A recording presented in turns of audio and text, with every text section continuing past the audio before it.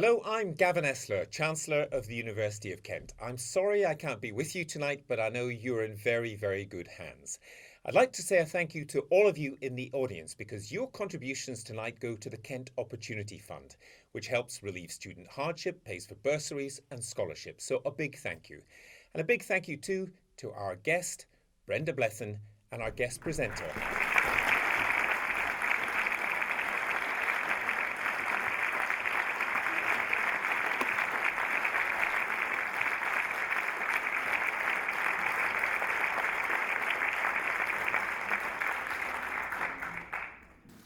Well, hello, good evening. I know what you're thinking.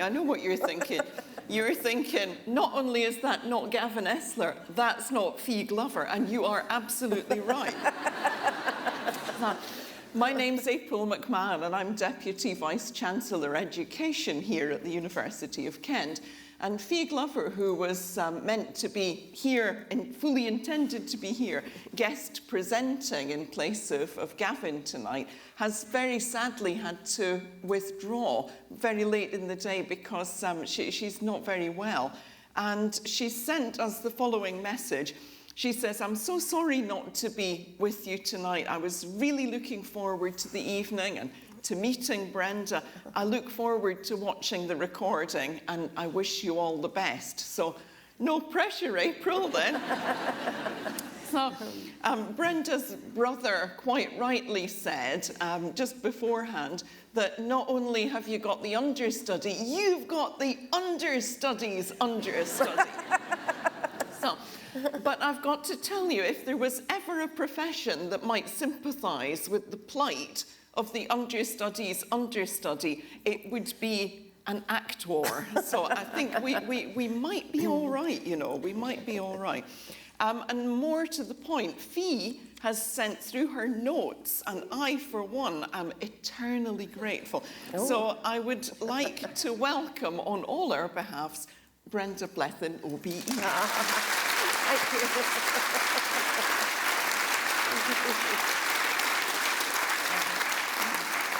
It's a pleasure to be here. Thank you.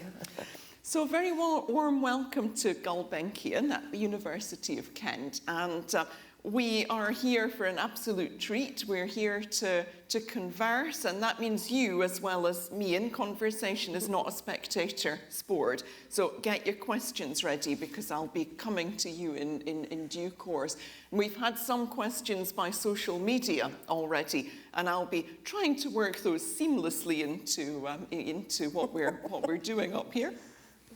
Brenda Blethyn is one of our finest actresses for her ability to convey all those multifaceted elements of human experience, from the pain and heartache of Secrets and Lies, to the comedy of Pride and Prejudice, to the determination of Vera, which is now in its 7th series on ITV, which is nothing short of remarkable in this do it and throw it away culture that you sometimes find in the TV world.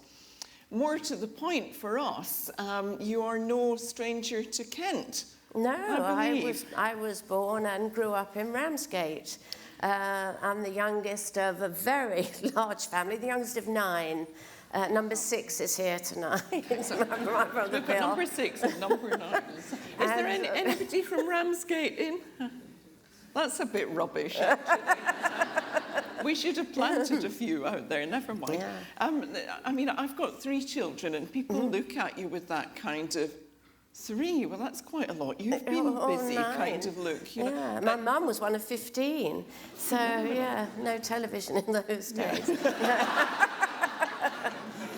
But, you know, growing up, and it was difficult. We were very poor, and the whole lot of us were crammed into a house with only 2 bedrooms, only cold water, outside lavatory, no electricity. I mean, the young people today really haven't got a clue what those kind of hardships were like when we've all got labour-saving devices. And Mum sort of ran the household, keeping down several jobs and looking after us lot with no domestic aid at all. So it was quite wonderful. And we had no television. obviously. Not many people did in those days. But neither, well, sometimes we had the radio, but that would get cut off if we hadn't paid the bill.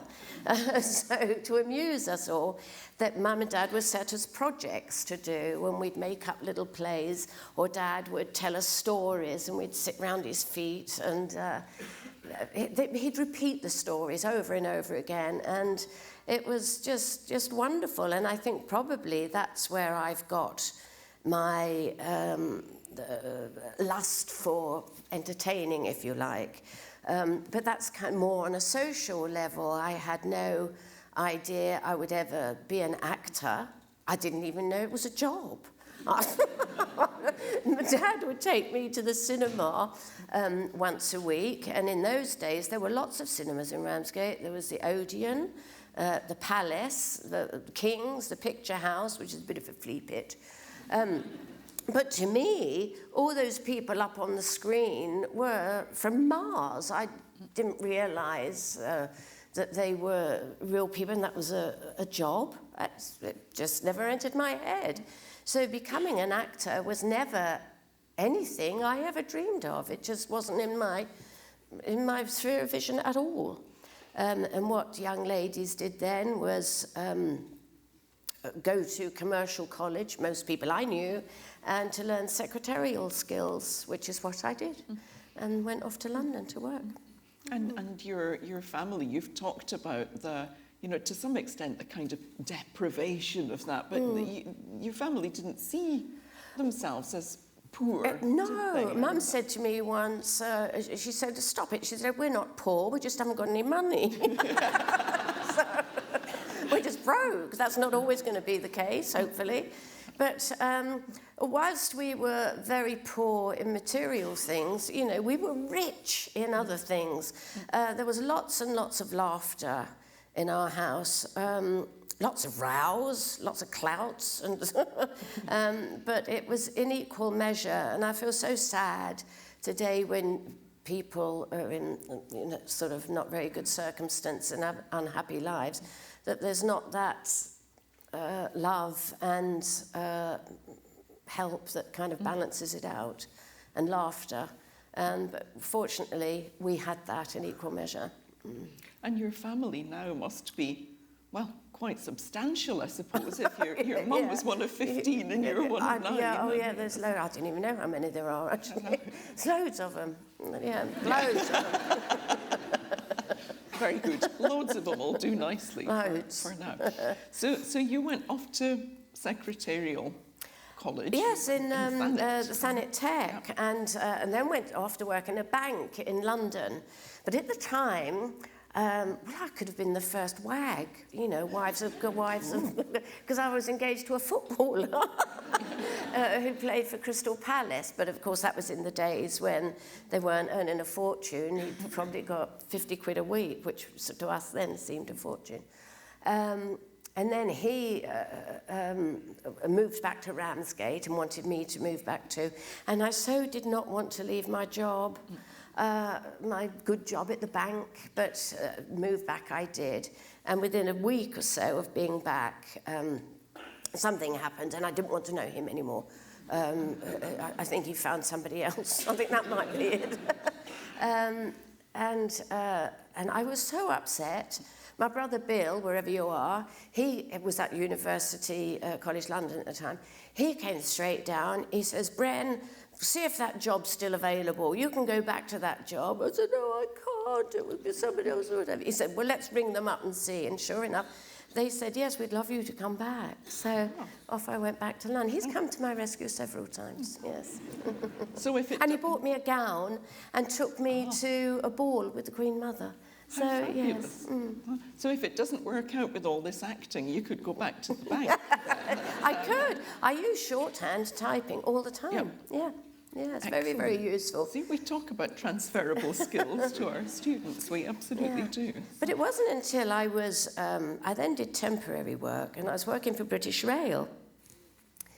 And one day, a lady burst into the office. She said, oh, Brenda, can you help us out? We're entering a one-act play competition in Manchester, and one of our actresses is ill, and we need you to help us out. I said, I couldn't do that. What, get on stage? No, I couldn't possibly do that. They said, please, we're desperate. That's why we're asking you. So, they said, there's only one line. Please, will you? I said, oh. Can you remember what the one line? I can, actually. Can you do it for us? It's a real dirty old night. Evans the post says the mist is right down to the pass. Quite thick, he said it was.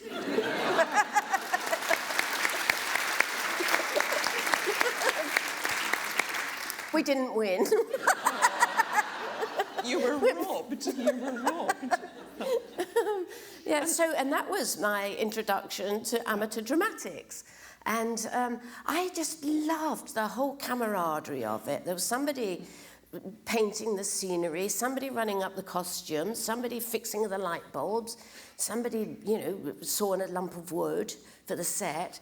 And I thought, how lovely this is. All these skills coming into play to create this one evening's entertainment. Someone designing the poster, selling tickets. And so I joined the group. And they did several plays a year at the Rudolf Steiner Theatre in London. And I was a pretty little thing then. And and looked much younger than my years. I wish that was still the case. Sure it is. And I got to play all the ingenue parts. And as with anything, the more you do, the better you get. And people started to say, do you know what, Brenda, you could be professional. I said, oh, don't be so silly. They said, you could go to drama school. You should, you really should. I said, what, give up my good job to pursue a hobby? No. But then the more people said it, I secretly thought, well, I just love working in the theatre. I wonder if I could do it. So without telling anybody, I applied to Guildford School of Acting. And I went along to audition, and they offered me a place, which was wonderful. But in the meantime, I was married and moved to Chichester, and was a member of the Chichester Players. But my husband fell in love with somebody else, and got a story of my life. But I decided to pursue this, and off I went to Guildford. And it was the making of me. It was a wonderful, wonderful place. Living with Bill again and his wife, putting me up. They must be, I hate that phone ringing. Oh, God, it's not Brenda again, is it? And you went straight into stage work, essentially. I went to drama school just to work in theatre. Yeah. It never entered my head that I would ever be on television or in a film or radio even. It was just to work, and that's all I knew from the amateur dramatics. And before I finished my course, a few terms before the end, I was offered a job with the London Bubble Theatre Company, which was, I think it still operates actually, which was a company that performed in a big yellow tent, and it would go to various boroughs in London. And they had a repertoire of plays. The ones that I did was Under Milkward, an improvised play about real ale, a musical about Jack the Ripper, if you can believe it. Oh, there was one awful, awful lyric, and I had to sing a song. I was a tart. And I had to sing, what a start is, what an art is, or what a pipper, and a mazer with a razor, oh, Jack the Ripper. Isn't that awful? Just such bad taste. And a children's show, but unfortunately... the children's show took place in the park, and I was playing, for some inexplicable reason, a lady with a bucket on her foot. And I had to jump on a log, so jump on the log I did, and it disturbed a swarm of bees that promptly stung every child in sight. So that was my story. On the Bubble Theatre. And we hear from lots of film actors now that, oh, you know, they want to go back to the classical theatre, and you went in the other direction. Yeah, well, I never had any aspirations at all to... the first telly I did, I think, Richard Eyre recommended me to Mike Leigh. I'd done a small part in The Imitation Game prior to that. But my introduction to Mike Leigh, who I've learnt more from than anybody else in the business, and I owe a great debt to, he was producing a play for the BBC, and this one was called Grown Ups.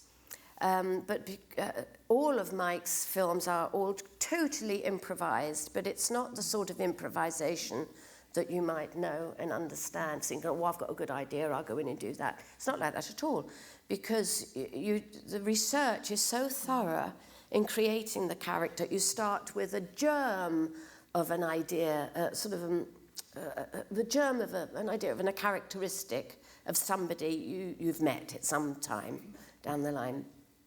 And you're not recreating that character, you're just building a completely new person, but with that characteristic in mind. And you create a whole history, and it takes months and months, and tiniest detail, the earliest memory, what was the room like that you can, when you woke up in the morning, what sounds would come from the house, what was the view from the window, what did the bed linen feel like, what smells were coming from the kitchen. So all these things, in the minutest of detail, you would layer upon layer build up. So that when eventually you come to do an improvisation, you've brought a memory with you. So you only behave and react as that person would do in that given situation. If that's nothing, then you do nothing. It would take 9 months for me to explain it to you fully. But it is the most rewarding way to work. It's absolutely wonderful. No wonder his films are so good. And that's how you got to Cynthia, which is one of the parts that lots of us here will know you. Yeah, Cynthia was the second time I worked with Mike, yes, and he worked in exactly the same way. I don't know how really they, working in that way, how he does things like Topsy Turvy or Turner, because they're based on real people. So I'd like to have been a fly on the wall in that. And Cynthia, you won Best Actress at Cannes, among other awards. I did. I was thrilled with it. But because of the way it's created, I didn't know what the film was about totally until I went to see it in the cinema. Because the scenes that I wasn't in, I didn't know about. For those of you who saw Secrets and Lies, my character hadn't visited her brother for a long time, for a couple of years, and I thought, and indeed the character thought, that the brother's wife had had a baby, and they didn't want the baby contaminated by Cynthia turning up. But nothing was further from the truth. So when I got there, I was as surprised as everybody else was. And does it ever happen in that kind of improvised setting that the conversation starts to go in a direction that Mike Leigh isn't necessarily comfortable with? Is that possible? He'll always be comfortable if it's organic, if it's come from a real place. He's not interested in you trying to be clever or invent something for the sake of it, because he'll be onto that in a shot. He's only interested in it being organic. But I mean, sometimes things go wrong. I remember in an improvisation with myself and Timothy Spall, we were sat in Cynthia's flat, and I came on the telly. In a commercial about, I mean, what can you do in those situations? So that's quite funny. And how is it working in that kind of context when you're improvising a piece? Among the actors, is it a different kind of relationship from the one where you're working with the script? Well, you absolutely remain in character until Mike Leigh says, come out of character. There's a scene in Secrets and Lies.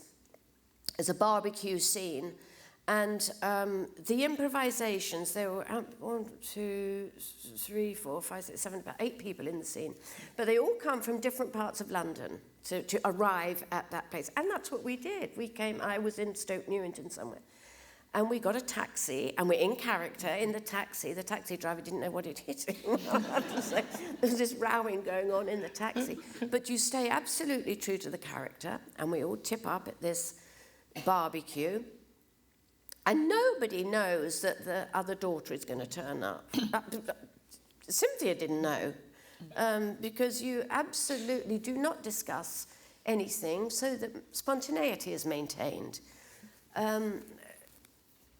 And it was such a shock. It was riveting when the other daughter turned up. And what happened, happened. But we're not improvising on camera. When we come to film it, we just... and I should add that improvisation took 9 hours. In the film, it's, I don't know, about 10 minutes or something. And so it gets edited down, and Mike keeps just what he needs for the drama. And then how does it feel going back to a script-based Oh, well, piece it's again? just, that's no hardship. It's just the difference is how you arrive at the script. However, on a Mike Leigh film, the actors don't see a script. We know, I mean, it's come from our own heads, so we absolutely know what it is. We don't know what was in the scenes we're not in, no idea. It's just how you arrive at a script. Mike arrives at his script in that way. Scripted pieces, I don't know, someone might be writing a script on a bus. Somebody might be overhearing conversations and writing things down. Or someone sits alone on a hilltop and is inspired and writes it down. So it's just all the different ways. And there's something hugely touching about that story in Secrets and Lies, you know, about that relationship. Yes. Where do you get that from? You know, when you're improvising, a kind of relationship that you may well not have had. You know, where does that come from? It's really doing the homework, actually. So being thorough in and understanding. I mean, I suppose you've got to have lived in the world to understand some things. I'm often asked, is there anything of you in the characters you play? Well, there's got to be something, because of my experiences come with it, but it's not. But then there could be a similar experience to what you've had. So it's just trying to understand those emotions, really, and where to apply that. And it's empathizing with the character. I mean, there's always a third eye here monitoring this. I mean, for instance, in the cafe, when she says, the character says, "I've never been with a black man in my life, darling. I'd have remembered." Now, you see, you're laughing. She didn't think that was funny. So, me up here, I thought that people will laugh at that. But she meant it absolutely sincerely. And so you have to kind of monitor that. And when the daughter turns up, to her, it's 27 years gap. To me, it's a couple of months. So you've got to channel that information through as if it's distant. So it's just doing your homework and paying attention and concentrating on it, really. And when as with anything we do. And when you've been involved in a piece of work like that, which you must know is something special and it's going to be special to people, do you ever go back and watch yourself again? Yes, I do sometimes, and sometimes I'm so embarrassed. I think, I hope nobody else sees that. And sometimes Marianne Jean-Baptiste and I, when we were promoting Secrets and Lies, we went all over the world. I suppose the furthest we went was South Korea, went to Rio, where they lost all our luggage. Anyway, there's one place in San Francisco.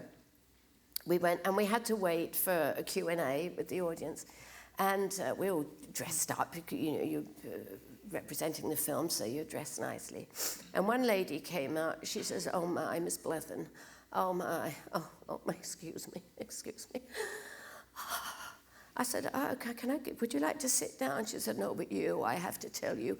I thought, wow, I've really moved this woman. She must have thought I was marvellous. She says, you are wearing the best pair of shoes I've ever seen.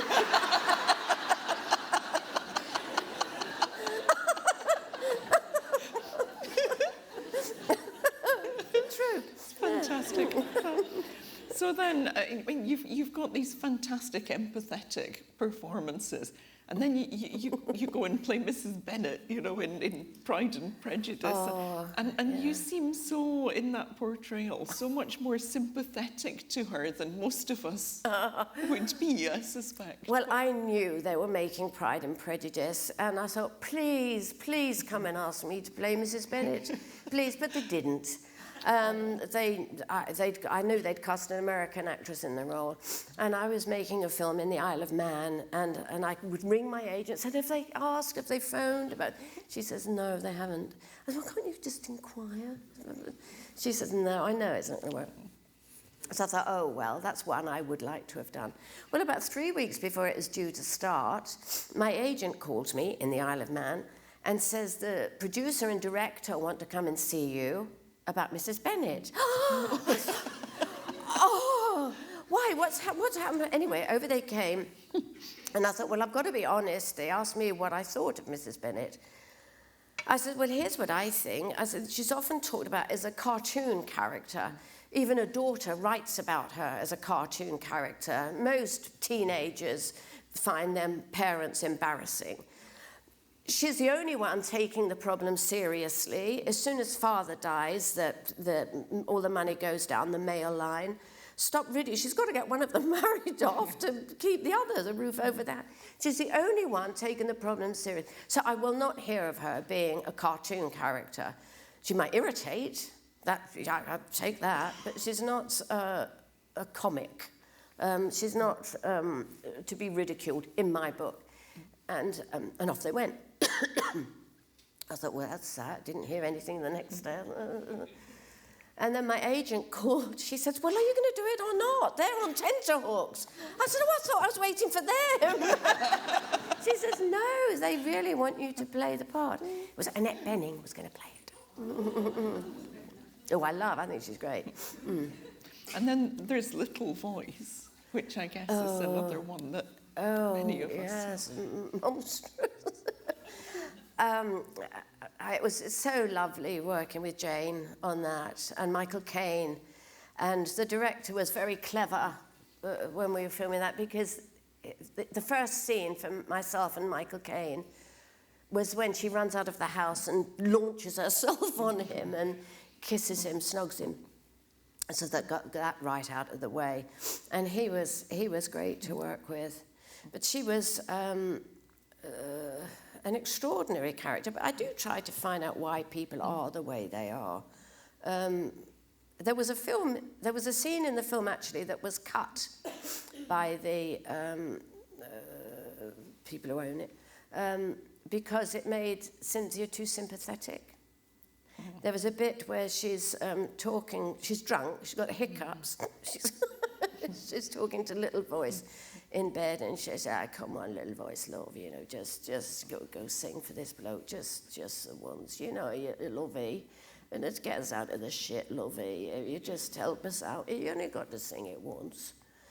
And it was all the reasons why she was helping, but that was cut from the film. So, and when we were working up in Scarborough, I think it was, we went to a club down on the seafront. There was an Elvis lookalike, an Elvis impersonator, and we thought, oh, what fun it would have for him to come and sing at our wrap party. And we told him who we were. He said, if Michael Caine wants to see me, he can come here.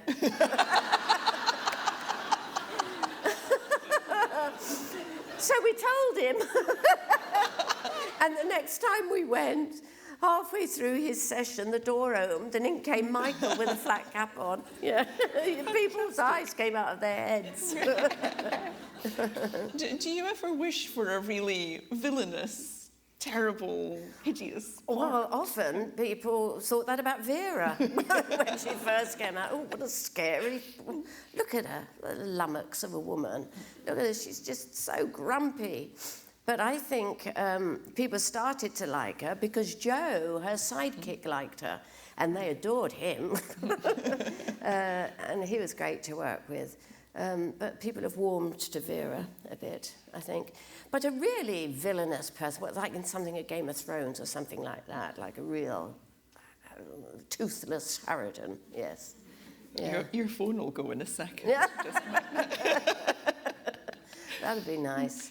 There must be something glorious playing Vera about not needing to be glamorous all the time. Oh, no, yeah, that is great, but it's quite a bit of makeup on there to make it look like there's nothing, and I'm sort of growing into the part, which is useful. I won't have to wear so much padding. But the costumes are so cleverly designed that everything ends here, so that because the more, and there's layers. Living out on that headland, you know to wear layers. And everything about her is practical. I love the character. Anne Cleeves, who wrote the books, has written a couple more Vera stories since since it's been a TV series. And I was very flattered to read, and indeed she's told me that when she's writing them now, she writes with my voice in her head. Yeah. That's a fantastic tribute, isn't it? Yeah, it's wonderful. And those good reviews, what do you do with the good reviews and what do you do with the bad reviews? I read them. Some people don't read them. Some are upsetting.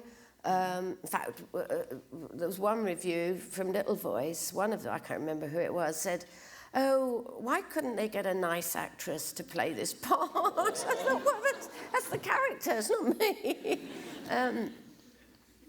You take it all with a pinch of salt, even the glowing ones, you know, it's fish paper tomorrow. Yeah. Absolutely. And how was it, this is a question from, I suspect, one of our students, although I could be wrong, how was it working with 50 Cent and Dead Man Running? He was so nice to me, 50 Cent. In fact, I heard he only did it because I was in it, and I was terribly flattered about that. But the other bloke in it, Philip, oh, what's his name? Bill, what's his name? Phil, he was in Grown Ups. Oh. Somebody out there knows this. Phil Davis, that's him. Oh, well done. Yes, fantastic. Phil Davis. Oh, I just love Phil Davis. My whole scenes in Dead Man Running was sitting in the chair with Phil Davis sitting opposite me, and we did nothing but laugh for 2 days. It only took 2 days for me to film my bit. And he's got his gun pointed at me the whole time. And it was just joyful being with him because we had such fun working on Grown Ups together. But 50 Cent, he was so courteous. He was so nice to me, so gentlemanly, really nice. Yeah. So one more from me, and then I'm going to open things up to the audience. And I have to ask this because when I'm not being a Deputy Vice-Chancellor, I work on accents. That's what my academic work is. So what accents that because you've got this fantastic repertoire, have been the most challenging, and how do you The work hardest on one, we always have to, I don't know them off pad, I have to work on them with a coach. The hardest one was the Geordie one, the Vera one. Well, it's Northumberland, actually, it's not Geordie. I found that very, very difficult.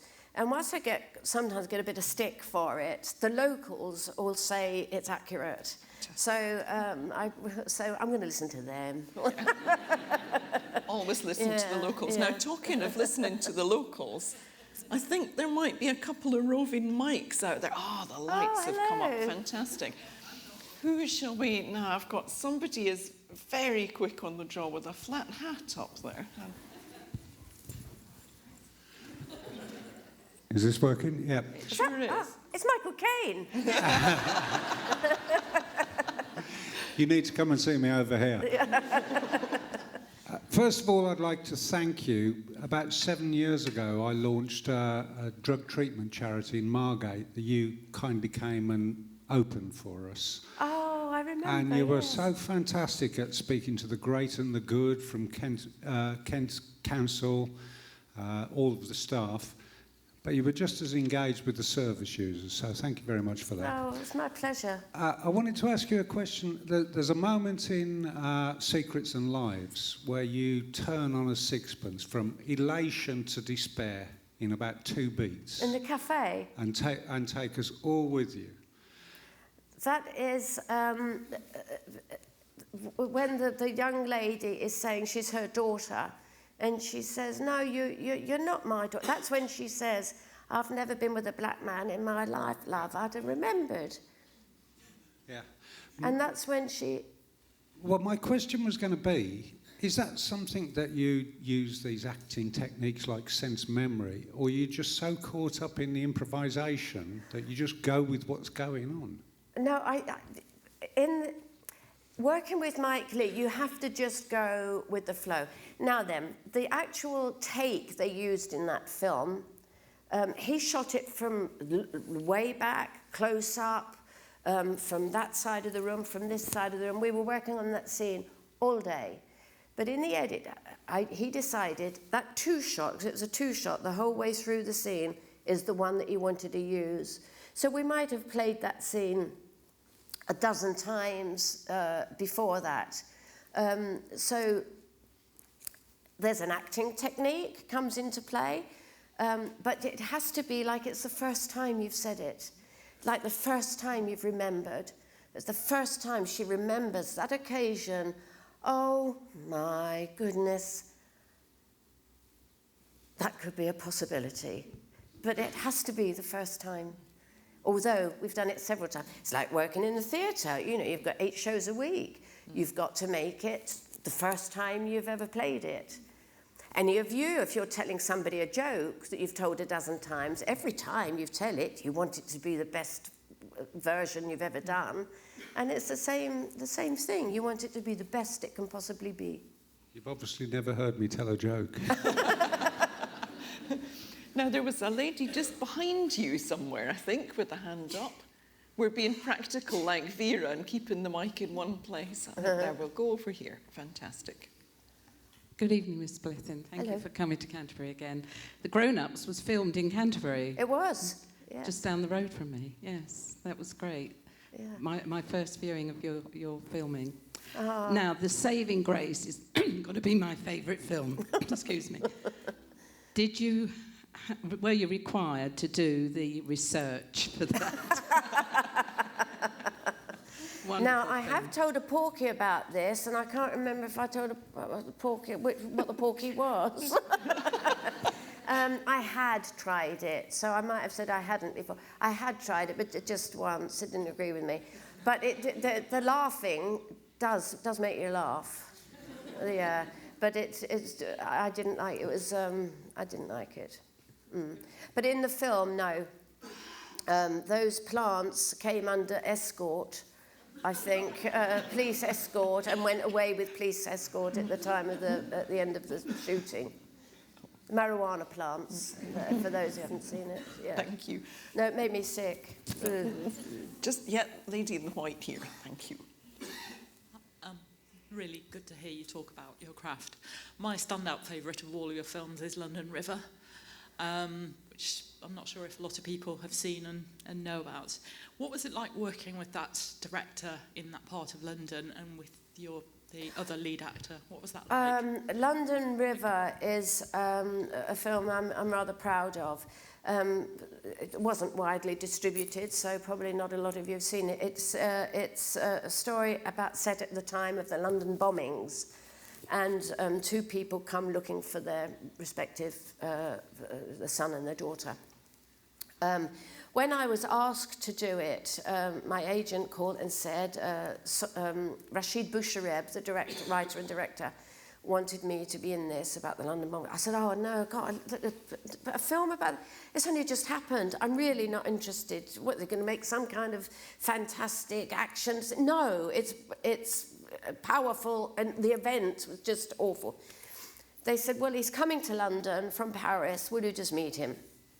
And I did go to meet him, And I found him to be so sympathetic to the event and so sympathetic to, to treating it respectfully that I said, oh, gosh, yeah, I would like to work with you. I said, but I'm not available for a year. He said, I wait for you. And he did. And it's a two-hander. It was just myself and a wonderful Malian actor, French Malian actor called Sotigay Kouyaté, who was just completely adorable to work with. He didn't speak English. I didn't speak French, just a smattering, but we got on so well with my schoolgirl French. I could get through to him, and some of it is spoken in French, as you know. And I've since worked with the director again on a film with Harvey Keitel and Forrest Whitaker. Another accent, an Illinois accent in that one. And a parole officer, yeah, with a gun. Anybody else over this side? Oh, you're backwards and coming forwards. Let's see if the others were. Yep. Thank you. Where are you? I saw a hand. Fantastic. Thank you. I first saw you on the television in a programme called Chance in a Million with Simon Callow, and I absolutely adored it. I just wondered what your memories of that, and would there ever be another one of it? I know it's a long time ago. Thank you. I have to say I'm remembered more from that programme than anything I have ever done in my entire career. I was in a cave in Australia, somebody said, when you in Chance in a Million? Or in the jungle in Borneo. When you in Chance in a Million? When you in that thing with Simon Callow? People loved that show. It was so silly. And I think it was 3 series we did of that. There was some talk last year. Simon was sending emails off here, and wouldn't it be nice to revisit those characters? But whether that'll happen or not, I don't know. They'd have to come up with a pretty good scenario for it to work. But it was a lot of fun doing that. It's with a studio audience as well, so it was great fun doing that. While we're getting a couple more hands up, of course we've lost John Hurt just recently. Oh, John, I was so upset to hear about John. I made a film with John Hurt. It was in Dublin, and it was called Night Train. And we filmed it in Dublin and Venice. We went on the Orient Express, except the scenes on the Orient Express were in York with sort of hairy sort of stagehands rocking the train in the studio. John Hurt was the most wonderful, wonderful gentleman, brilliant actor, as we all know, and such a kind, good person, and he felt like family. I just love the man. It's so sad that he's gone. Right, who's next? Gather yourselves together. I've got one right on the fringes out here. Fantastic. Probably won't need a microphone for me. We muggles tend to associate actors with the characters they play. Which actor have you worked with who is the least like the character they were playing with you? Oh gosh, what a good question.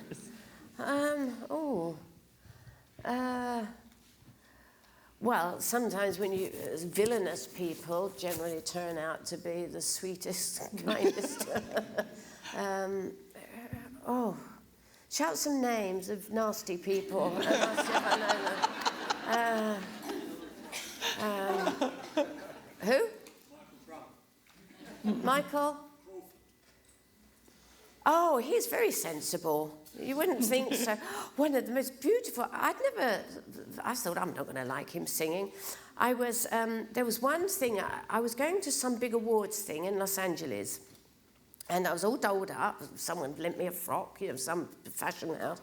And I was going to have to present one award. And it was all right. And I was all dolled up. And then the reception called to my room and said, I said, oh, is my car here? They said, no, Miss Blethyn, can you wait there? Somebody's coming up. I said, no, I'm ready. I'll come down. They said, no, please, Miss Blethyn, I've been asked to tell you to wait in your room. I said, what's that? Anyway, up came someone from American BAFTA, and she said to me, would you sit down? I said, what? She said, you're going to the ceremony tonight? I said, yes, hosted by Whoopi Goldberg, yeah. She said, yeah. She's sick. Will you host the show? I said, don't be so ridiculous. They'll notice the difference. She says, no, there's a teleprompter, you can do it. I said, she said, please, Miss Blethyn, I'm desperate. So I seemed to get all the desperate. So I said, oh, go on. And just one of the things, what's reminded me to say this, I did it, and it all went fine. I was standing at the side of the stage, and Michael Crawford came on to sing a song. It was the most beautiful thing I think I'd ever heard. Have you heard him sing? Oh, well, I hadn't. Oh, I thought it was beautiful. And very sensible and charming man, sort of unlike oh, Betty. Any more over here? Putting you on the spot. There we are, gentleman near the back. Have you any tips for people who need to learn their lines and remember them? Yes, understand the journey. If you had to go from here to Claudia Street, South London, you wouldn't have a clue how to get there. You'd look at a map, wouldn't you? You'd look at a map and you'd follow the route. The next time you went, you'd have a rough idea. You'd go wrong once, twice, but you'd have a rough idea. Until you go there, you sail all the way there. The more times you do it, you'll sail there with no mistakes. And then you'll find a more interesting route. And then you'll know where to stop for fuel and where to stop for refreshment. It's just understanding it. Understand the journey. Thank you. Lady near the front here, and stick your hand up. Fantastic. Good evening to you. We watched Ethel and Ernest over Christmas. Oh, wasn't it lovely? And we loved it, and we wondered how you related to Ethel. Oh, it reminded me I think it reminded a lot of us of our mums and their lifestyle. But it so reminded me of my mum. And Raymond was at the studio when we recorded it. And when Jim Broadbent and I came out of the cubicle, Raymond was there and he was wiping tears away. He said it was like his parents were there again. And it was just the most humbling of experiences. I just loved that film. I loved it. And it's clear as day. I can remember my dad, when I'd come in from school, having a wash in the kitchen. Mind you, we didn't have a bathroom, so it was the only place he could wash. But, and the coal being under the stairs. And, and I just loved the tenderness with which he told the story without milking it. And without sensationalizing it, and I learned a thing or two. I didn't know a doodlebug looked like that till I saw the film. I thought it was like I don't know, that shaped. I'm glad you liked it. Yeah. We've got one in the middle there with a hat. Fantastic. I wanted to ask you. What was the favourite, a bit like Desert Island Discs, if you can remember, you took with you, in your memories, the favourite place, but the favourite part you've ever played. But I also wanted to know if there was a part that you would love to play, that you've never been offered, but you would love to. The only time I've hankered after a part, to be honest, is Mrs. Bennet. Apart from that, I'm ambitionless.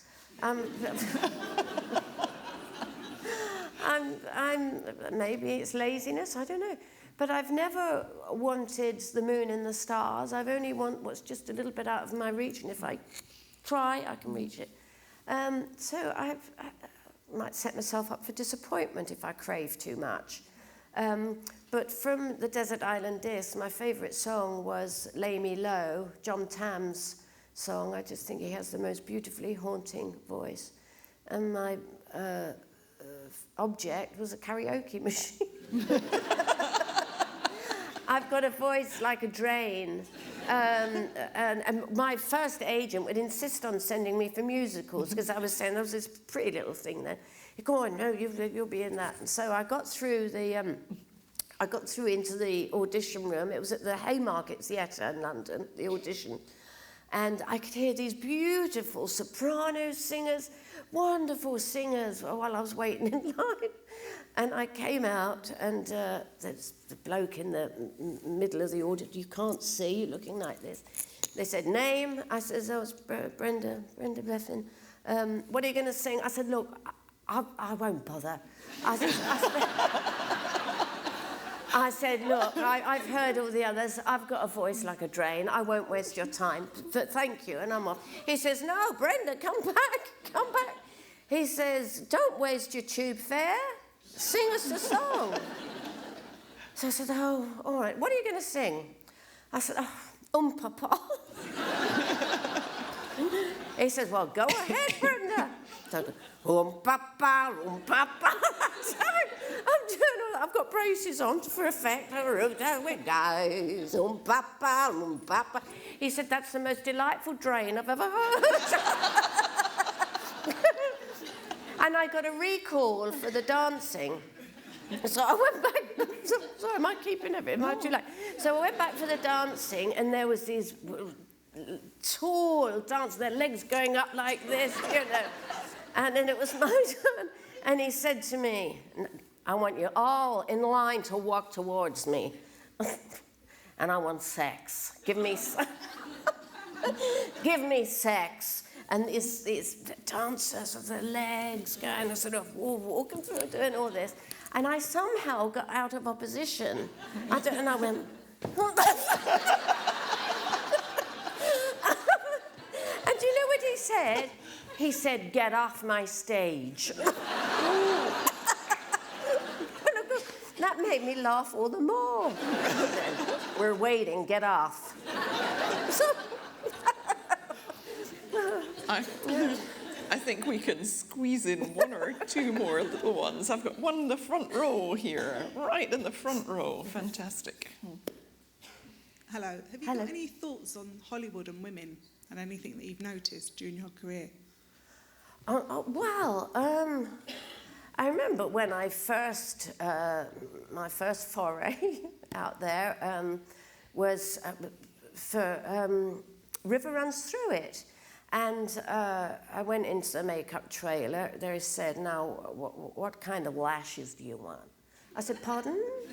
You got to have lashes. What kind of lashes do you want? You want top and bottom? I said, I don't want any lashes. No, you got to have lashes, honey. I said, but I'm playing Presbyterian preacher's wife. Not going to have lashes. She's digging a trench one day. I said, nah, come on, honey, you got to have lashes. She doesn't want lashes. She doesn't want lashes. I said, no, I don't want. So I was a bit surprised at the insistence on that, a little bit. They're all so well groomed. I'm not. I'm nicely turned out usually, but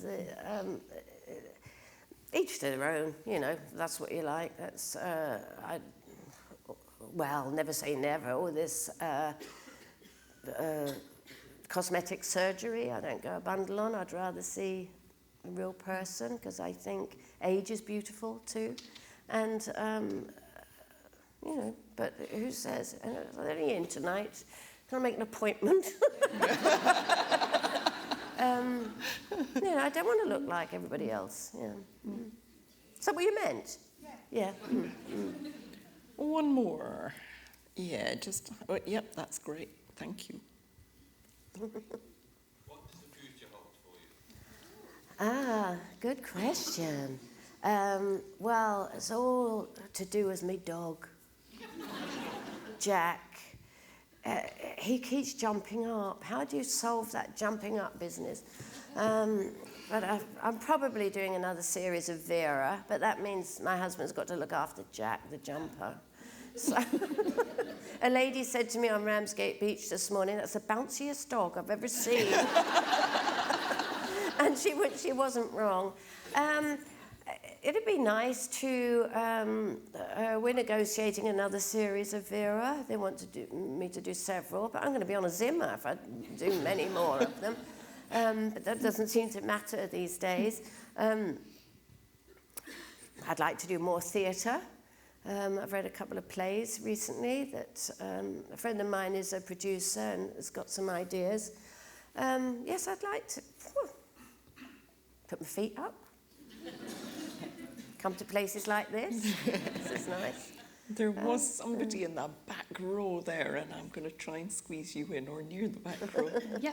What was the biggest lesson that you carried with you from drama school? The biggest lesson that you carry with you now when you work from drama school? I don't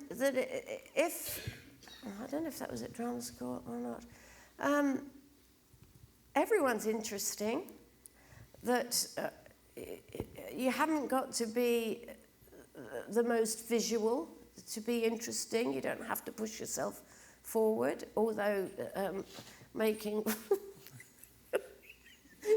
when we were making Little Voice, Michael Caine said to one of the actors, "Go on, get yourself forward, Gil." To one of the actors who was pushing forward, "Go on, Gil, get your face in."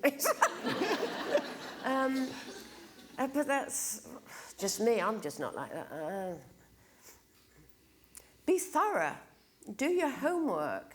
And if you're, if there are any students here who auditioning for parts, don't just learn the part. Make sure you know the play thoroughly. Make sure you know the time when it was written, what the world was like when it was written, all the surrounding areas of it, so that you come well equipped for it. And never find yourself more important than the character you're playing, I think is the most thing. The character and it, at that moment, is more important than you. Well, tonight, you've been very important to us, and you've been fantastic answering all these questions. Oh. Thank you so much for joining us. We wish you every success with Vera and whatever else might come next. Ladies and gentlemen, Brenda Blethyn.